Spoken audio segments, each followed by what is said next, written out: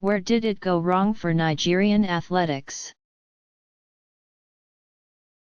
The Nigerian women's 4x400 relay team will not compete in the 2016 Rio Games, after an athlete who tested positive for a banned substance was disqualified by the International Association of Athletics Federation.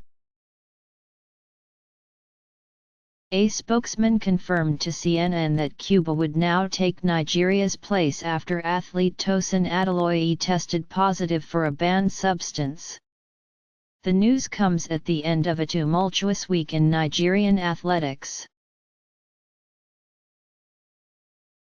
First, Nigerians were outraged to discover last week that some members of the national team had resorted to crowdfunding to pay for their flights to Rio, the result of an email from the Secretary-General of the Athletics Federation of Nigeria, which asked athletes to pay their own way and be reimbursed at a later date.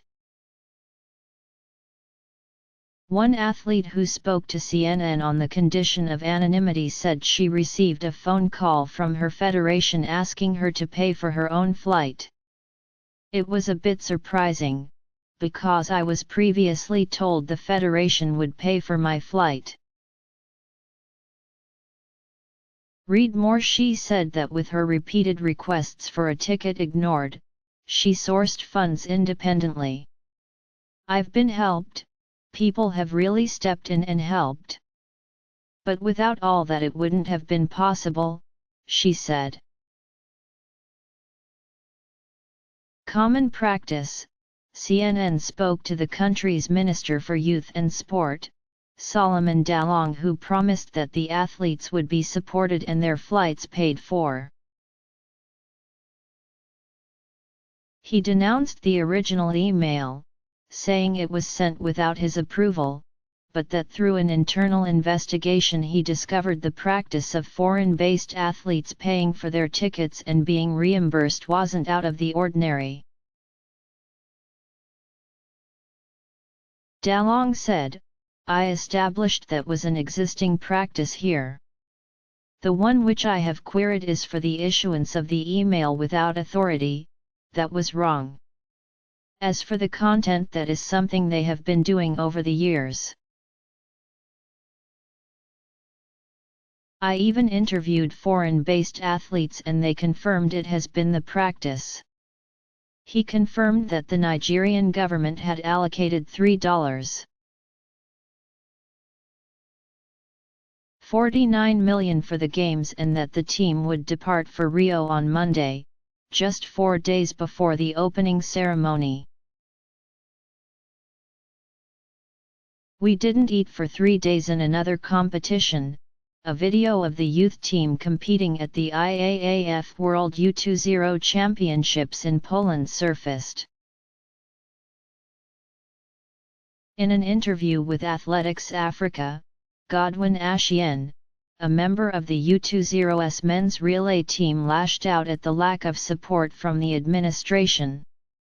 "Nobody cares about us," he said. "Right from Nigeria. Down here. Even coming from Nigeria to Dubai, we didn't eat for 3 days, we didn't eat."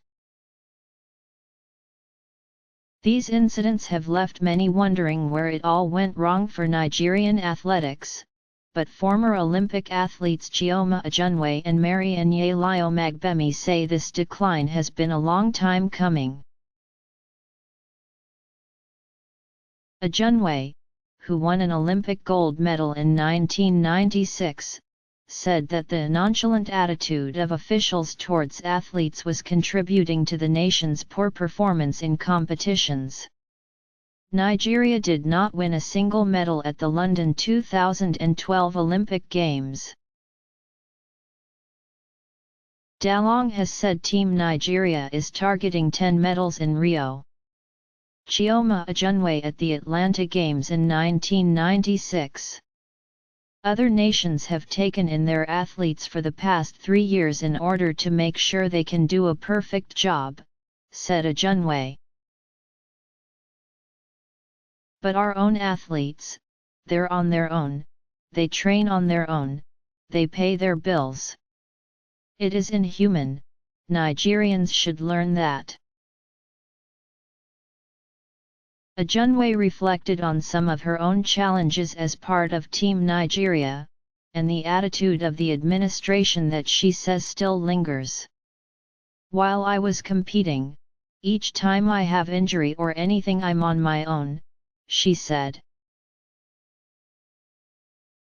My country never took care of that, and that is why some of our athletes defected into another country. Nigeria will only want you when you're winning, they will like you when you're winning. The moment you're not winning, they'll abandon you. Dalong, who was appointed in late 2015, said he could not comment on the behavior of past administrations but that he is committed to making the welfare of athletes a top priority. What we have done now is to ensure that the welfare of the athletes is paramount, he said.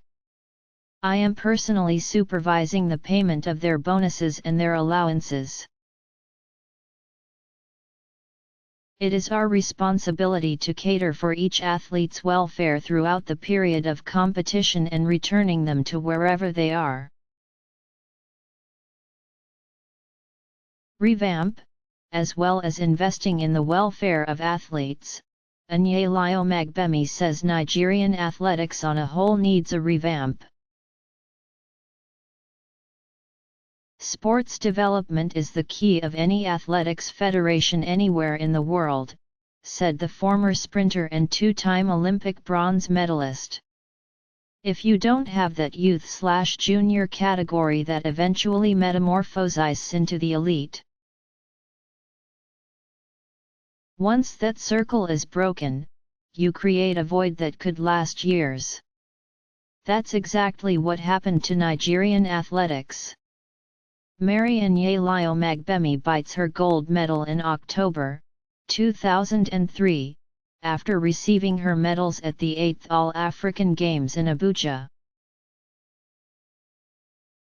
Onyali, who worked as a special assistant to the past two Director Generals of the National Sports Commission, acknowledged, things weren't always rosy during her time as an athlete, but despite the difficulties there was some support for athletes. The government was doing its part and the private sector were doing their part too, she said. Somewhere along the line the private sector started pulling out gradually and completely pulled out. Right now we barely have a handful of the private sector supporting sport in Nigeria. That is what is hurting, that is what is really hurting us now. Total Reform Dalong acknowledges existing problems but said that under his watch Nigerian sports will undergo total reform after the Games, one that is more private sector driven. There's a committee that has been constituted for the past 3 months that will submit their report when we return from Rio, he said. An entire overhaul of the sports architecture is what we have embarked on. This will go a long way in encouraging investment and opening the potential in sports development. Nigeria's Patience Okon-George finishes the qualifying round of the women's 4x400 meters relay athletics event at the 2015 IAAF World Championships in Beijing. Despite the challenges, Onyali and Ajunwe are confident that with the right structure, Nigeria has what it takes to become a powerhouse in athletics if the new administration makes the right preparations after Rio. We're 170 million Nigerians and 70% of us are youth, said Onyali.